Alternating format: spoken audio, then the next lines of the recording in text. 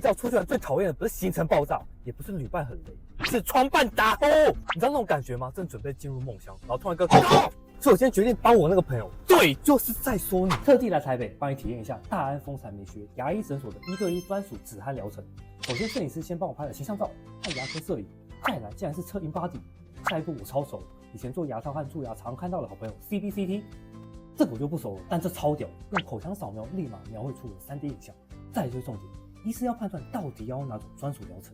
原来刚刚量测 InBody 有个重点是，因为内脏脂肪越高，就会抵住你的呼吸道，就造成引发打呼的情形。另外，风采很贴心的是，他们其实事前有寄血氧机来监测我的睡眠状况，而且诊所的电脑断层不只看牙齿，还能模拟呼吸道。发现我舌头比较没力，可能就是我也会打呼的原因。但好消息是，只有打呼，并没有到呼吸中止症的程度。OK， 但发现解剖构造舌头掉下来了，所以你的舌头已经掉下来了。好，那这点呢，在外观上就会造成你的下颚线就开始越来越不明显，然后下颚线明显一点呢，就一样要健身，要训练这个舌头，哦，就是你要做口腔的重训，可以用嘴巴自己训练，也就是 mewing， 但要很有毅力。打人方式就可以用口腔重训机，练完不止不会打鼾，脸型还会变好看咯。